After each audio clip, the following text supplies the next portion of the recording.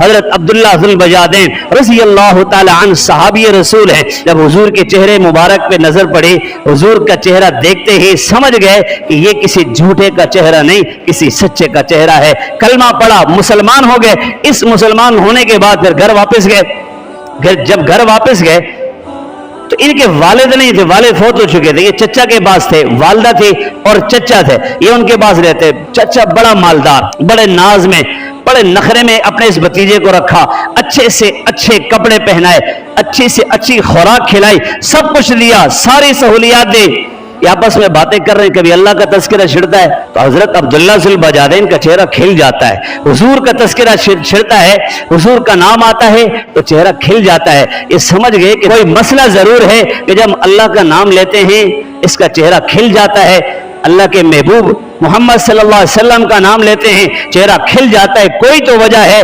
بلایا, بٹھایا, پوچھا کہ کیا تم مسلمان تو نہیں ہو چکے؟ انہوں نے کہا ہاں, میں نے کلمہ پڑھ لیا, میں نے کلمہ پڑھ لیا, میں مسلمان ہو چکا. انہوں نے کہا میری اجازت کے بغیر تم مسلمان ہو گئے, میرا کھاتے ہو, میرا پہنتے ہو, میرے گھر میں رہتے ہو, میری اجازت کے بغیر مسلمان ہو گئے, یہ کیسے ہو سکتا ہے؟ چھوڑ دو محمد کا کلمہ, چھوڑ دو محمد کا کلمہ. انہوں نے کہا نہیں, اب یہ نام دل میں اتر چکا, یہ عشق دل میں اتر چکا, دل میں سما چکا, اب یہ نکل نہیں سکتا. چچا نے بڑا سمجھایا, مارا, پیٹا, لیکن کہنے لگے نہیں, اب یہ عشق دل سے نکل نہیں سکتا, اس عشق کو دل سے کوئی نکال نہیں سکتا.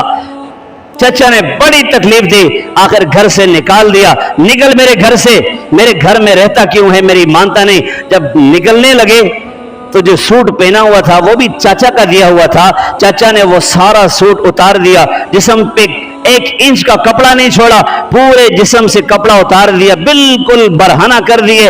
ماں نے دیکھا کہ میرے بچے کو بالکل برہنہ کر دیا. اپنی بڑی چادر تھی بیٹے کی طرف پھینکی, نے کہا بیٹا اپنے سطر کو تو چھپا لو.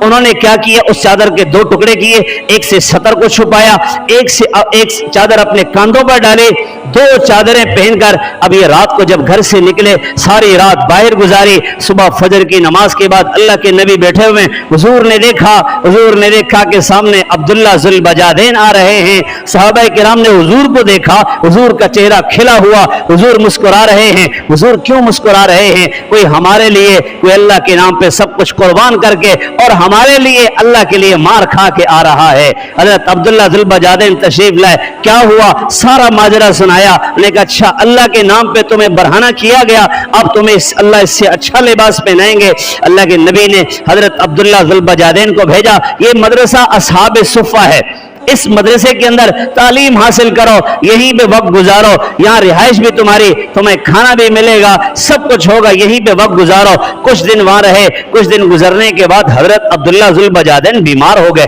اللہ کے نبی کو خبر ملی کہ وہ بیمار ہیں, ان کو بخار ہے. حضور حضرت ابو بکر و عمر کے ساتھ تشریف لے گئے. وہاں پہنچے تو صفہ کے اندر یہ زمین پہ لیٹے ہوئے تھے. اللہ کے نبی ان سے اتنی محبت فرماتے ہیں کہ حضور پاک علیہ السلام نیچے زمین پہ بیٹھے, ان کا سر زمین سے اٹھایا اور اپنی گود میں رکھا.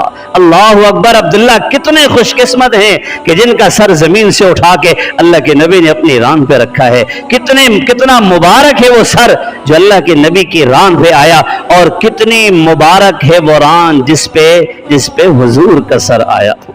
حضرت عبداللہ ذو البجادین کا سر اپنی گود میں رکھا. حضرت عبداللہ اللہ کے نبی کے چہرے کی طرف دیکھ رہے, اس چہرے کی طرف دیکھ رہے جس چہرے کی اللہ نے قسمیں کھائی, وہ میرے نبی کا روشن چہرہ.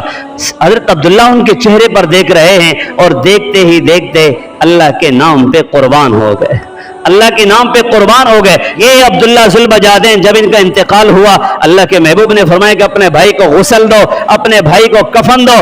جب ان کے جسم سے کپڑا اتارا گیا تھا دنیا کا, اور پھر ان کو لباس کون سا ملا, کفن کون سا ملا. جب کفن کی باری آئی, اللہ مبارک چادر, یا ایھا المدثر والی چادر دی, بولے کہ آج دوسرا کفن نہیں, عبداللہ اللہ کے نام پہ سب کچھ قربان کر کے آیا تھا, برہنہ جسم کے ساتھ آیا تھا. آج میں اپنی چادر دیتا ہوں, اور اس چادر میں عبداللہ کو کفن دے دو.